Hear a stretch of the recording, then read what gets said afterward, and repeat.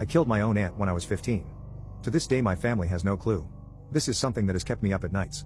It still does. Even though I try to convince myself that I was just a naive 15-year-old. I will forever carry the ache of what happened. I am from a rural area from India and I have a big extended family. I must have been 11 when I saw my paternal grandmother mourning the death of my eldest aunt's husband. As an 11-year-old boy, I couldn't comprehend how this would affect my life. My aunt had had a surgery to remove a brain tumor a long time back.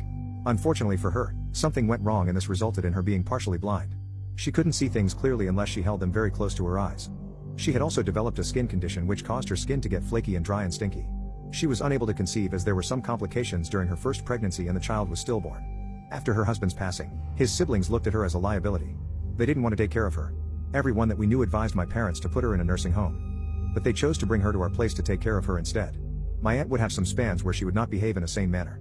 My family speculated that it must have been due to some secretion of mucus in her brain.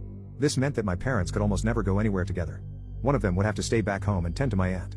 She would get really paranoid if she got an inkling that my mother or father were out of town. Her paranoia would send her into a frenzy. This went on for almost 5 years. My parents didn't bat an eye during that time. They ensured that my aunt was treated with respect and love.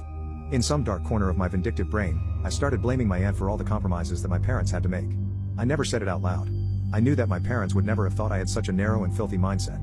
My behavior towards my aunt was cold to the extent of being rude. During her last bout of illness, she was almost unconscious.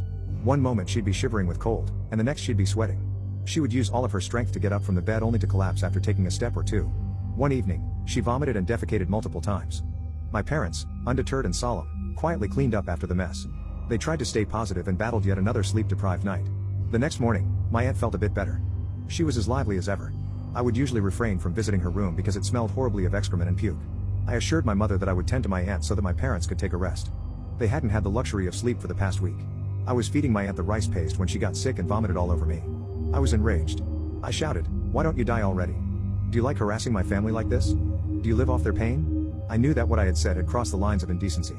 I was beyond forgiveness. I apologized quickly and profusely. It sounded like a half-hearted apology and a futile attempt to cover up the venom in my words. I couldn't even convince myself that I was fully sorry. My aunt was taken aback. She was disappointed and broken. She folded her hands as a way of acknowledging that she knew what she was putting her own family through. She passed away 2 days after that interaction. She was almost comatose during the last 2 days. The last gesture she made before going unconscious was asking my mother to ensure that I was fed. I know that there is nothing that one could have possibly done to revive her. But I know for sure that those were my words that stabbed her life force. I had destroyed her will to live. I will forever be ashamed of the depths I had fallen to. People would never know that behind the pseudo-sincere face lies a monster who wished that one of their family were dead. I am sorry, Adia.